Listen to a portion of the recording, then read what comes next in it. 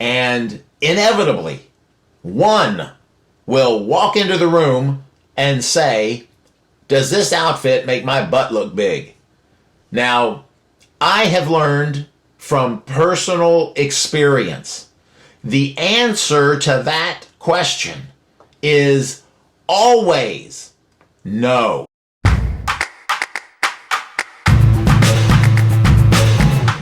Let's take a minute, and I want to talk to you today about being honest. So first, let's define, what does it mean to be honest? It means to be free of deceit and untruthfulness, to be sincere, to be morally correct or virtuous, to be fairly earned, especially through work. So if we go back a few years, 165 to be exact, to 1858 with Abraham Lincoln, when he was running for the U.S. Senate against Stephen Douglas. Douglas was running for re-election. Lincoln was trying to win his seat.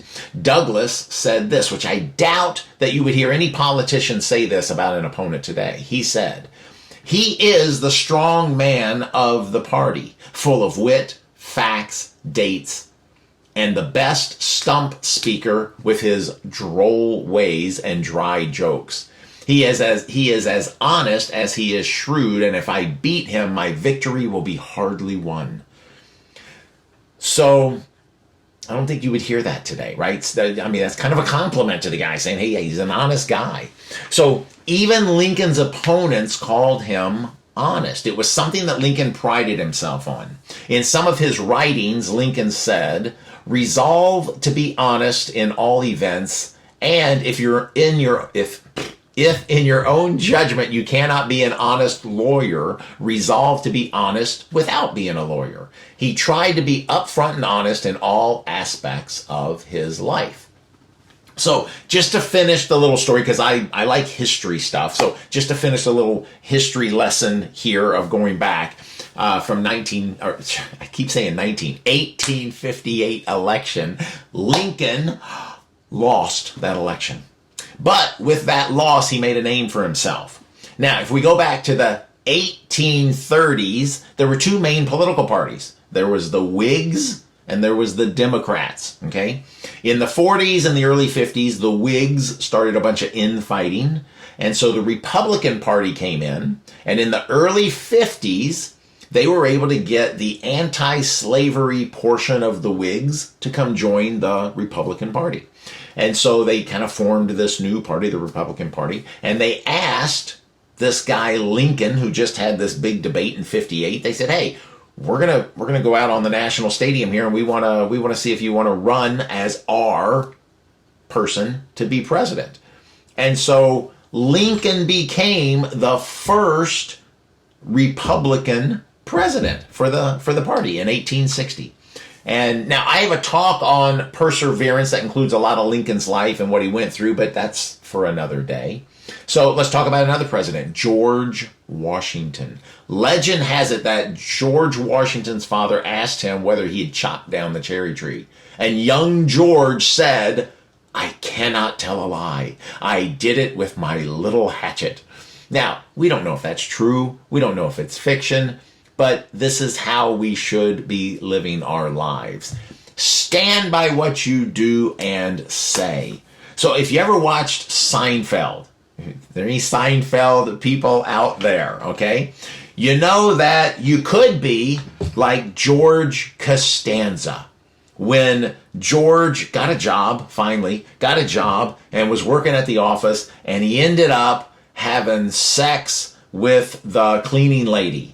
And so he got called into the boss's office, and the boss says, "It's come to my attention that you and the cleaning lady had sex on your desk. Is that true?" And George thought for a second, and then he goes, "Was that wrong? Should I not have done that?" But at least he owned up to it, right? He didn't lie about it. So you can plead ignorance like Costanza as long as you own up to the things that you do, but to flat out lie about what you do or what you said, look, I get it when people are young and they're trying to figure out what life is like, when people are still in high school and they think that they can tell a lie and get away with things, and the people that they're lying to won't know or they won't find out. As you get older, you learn a little bit about how life works, and you learn that people do know and they will find out. So it's just a better policy to be honest. Now, don't get me wrong, you don't always have to be honest. Here's a couple of scenarios when it's okay to be vague or quiet, which I have found to be a very good policy, or you may have to say a little white lie. So if we define what is a white lie, okay, it's something unimportant, but it avoids hurting another person. Okay, so that's all right. So when is it okay to not be honest? Here's a couple scenarios.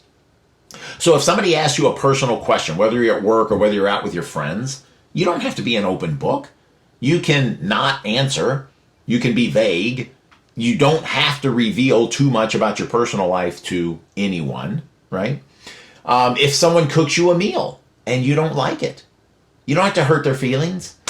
I cannot tell you the number of meals that my wife has made that I have eaten with a fake smile, struggling to swallow this stuff that she made down. No, don't get me wrong. She really is a good cook occasionally. Okay, now, number 3. That'll probably get me in trouble. All right, now, number 3.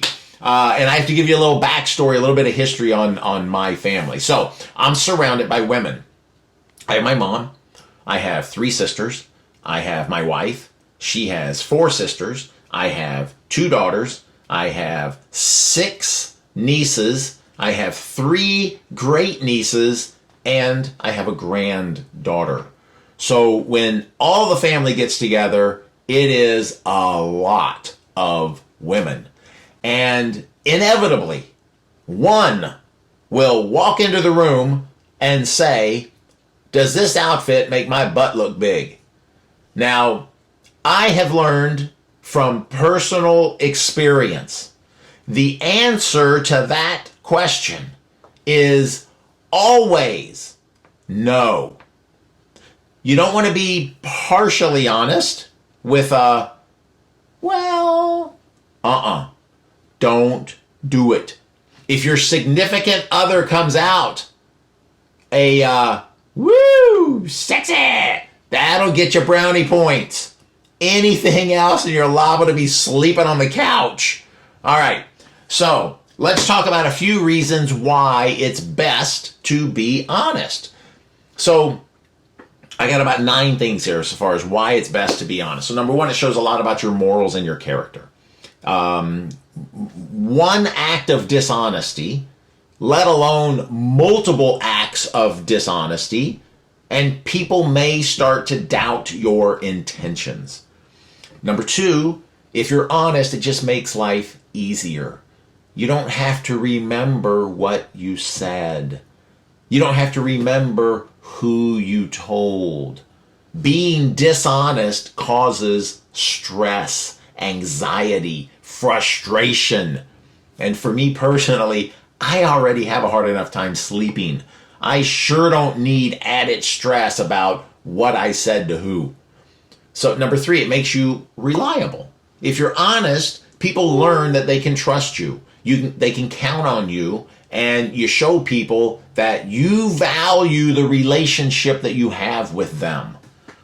Number 4, it shows respect. Being honest shows that you respect the other person, that you actually care about them and the relationship that you have. Number 5, it builds a good foundation. It strengthens bonds and makes relationships last. Not just loving relationships, but friendships as well. 3 of the top 9 that I have, these are my little things, but 3 of the 9 have to do with having a relationship with somebody. And that's life. That's a third of why it is good to be honest, is just so that you can get along with other people. All right. Number 6, if you're honest with people, then your opinion matters. Number 7, they're going to see you as an authentic person. Number 8, it's just an admirable trait to have.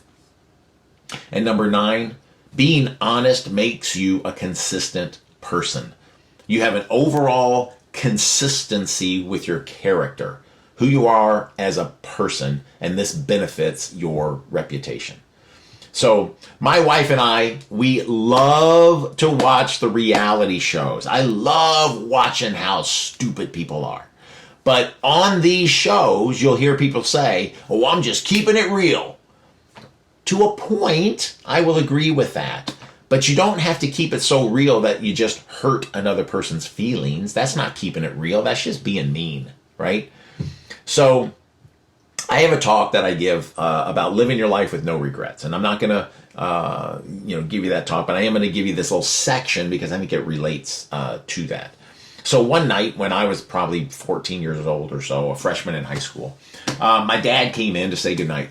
And he said, son, don't ever do anything where you wake up in the morning and you can't look yourself in the mirror.